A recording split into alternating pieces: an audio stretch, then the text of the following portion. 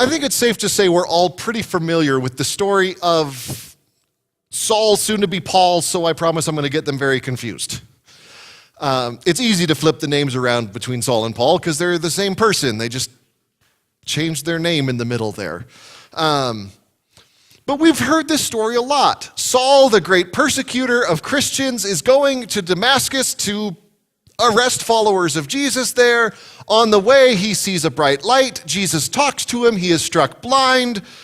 He meets a guy named Ananias, regains his sight, and plot twist, ends up getting baptized, becoming a follower of Jesus, and becoming Paul, the guy who wrote a good portion of the New Testament. This is a story that I've heard for as long as I can remember. It's one of those great Sunday school stories that gets told over and over again. But this time I noticed something different. And I was wondering, what would Paul be afraid of in this circumstance? So we hear a lot about what Ananias is worried about. God told him to go and see this Saul guy who's the great persecutor of Christians. But we don't hear anything about Saul. You see, I've talked before about how when the Holy Spirit brings someone to faith, it tends to happen in one of two very general ways. There's the kind that I tend to refer to as the dramatic way. Someone has one big experience that they can point to and say, yes, that is the moment when I believed in God. And then there's what I, being a person who experienced faith this way, would call the boring way. When you just kind of grew up believing in God, you don't remember not believing in God, and God was always there for you. Now, the thing that I always find very interesting about this is that the people who come to faith in one way are always jealous of the faith of the people who come to faith the other way. The people with the boring faith story tend to go, oh, I wish mine was more exciting. I wish I had some great moment where I could say that I was a terrible sinner and God saved me, because that's a better story than I grew up in church. But at the same time, the people who have these more dramatic experiences of meeting Jesus for the first time tend to look at the people with the more boring story and say, you know, all that stuff I went through, I wish I could have just grown up in church and known Jesus my whole life. I always thought that was really interesting, that everybody's more jealous of the other person's story.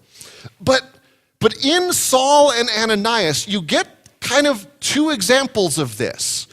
You've got Saul, who was persecuting Christians and then had a very dramatic experience on the road to Damascus.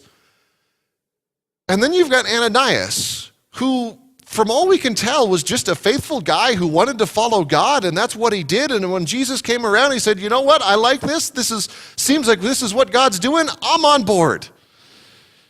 Ananias is kind of the boring story. Saul is the very dramatic story.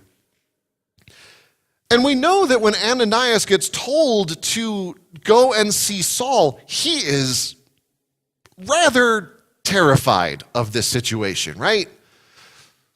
You mean, God, you want me to go to the guy who wants to arrest me? It's just,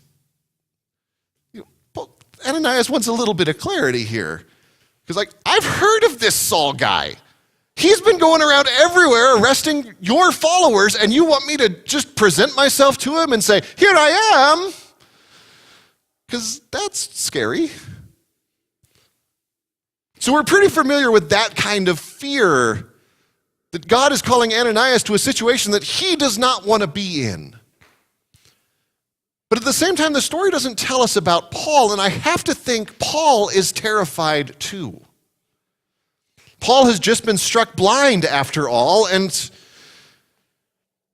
all he knows is a guy named Ananias, of the group of people that he was just trying to go arrest, is going to come and heal him. Now, if I was Paul, I'd be going, what if this guy doesn't heal me? What if this guy takes a look at me and says, no, you're not worth it, and I'm going to be blind my whole life? What What are the people back in Jerusalem are going to think when I'm healed by a Christian? He's going to have all these thoughts running in his head too, because he's in a very uncomfortable situation. And the story of Paul's conversion is also the story of these two groups, those with a dramatic experience of Jesus and those with a less dramatic experience of Jesus, have to interact. And it's very interesting because when it comes to churches, a lot of times when a new believer comes in, when someone new to the church comes in, it's a little bit awkward for the folk that have been there a while. Jesus even told a parable like that.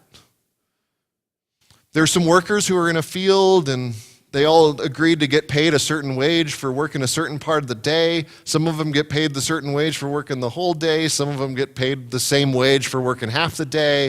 And at the end of the day, the people who made the same amount of money for less work, or people who made the same amount of money who had worked all day weren't very happy with the owner for bringing in these people that just worked half a day and got the same amount of money as them, because it's not fair.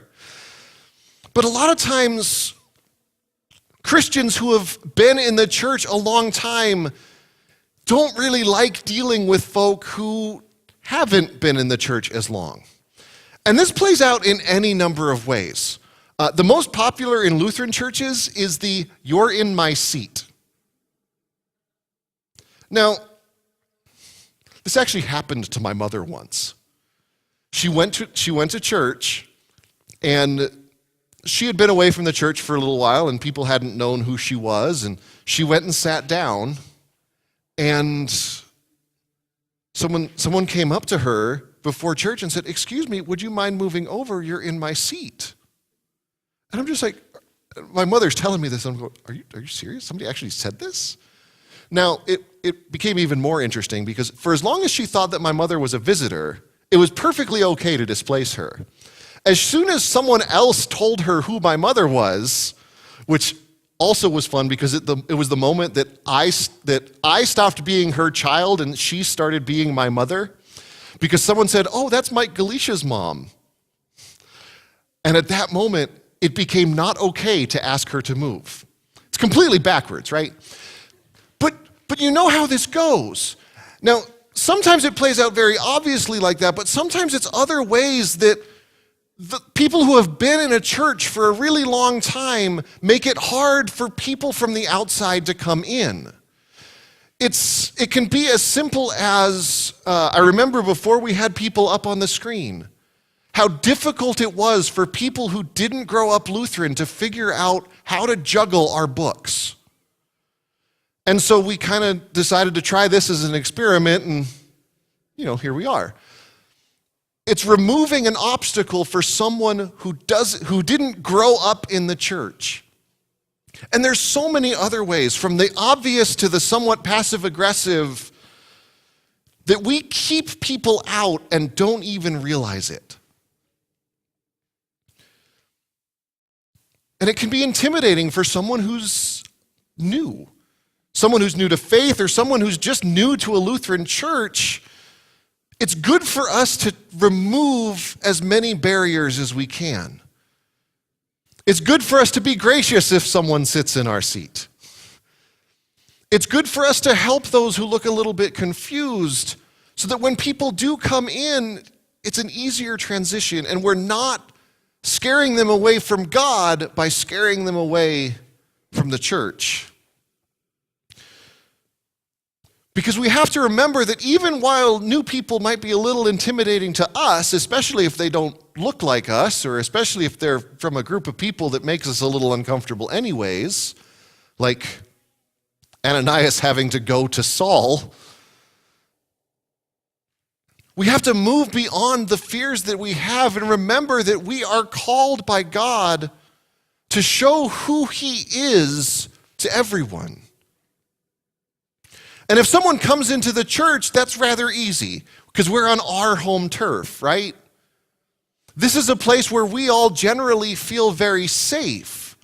And so if someone comes to us, It makes it easy. But at the same time, notice that Saul didn't get told to go to Ananias' house. Ananias was told to go to where Saul was.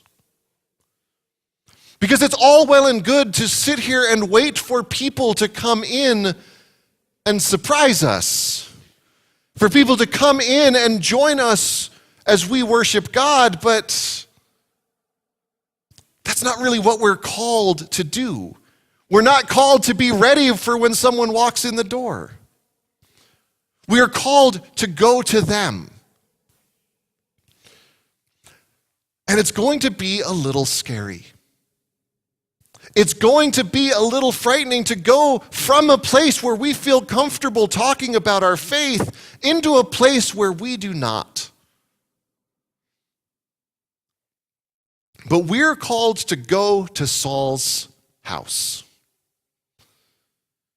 To go somewhere that might frighten us. To show the love of Jesus in places that we're not as comfortable being Christian as we are in this place. But that is our call.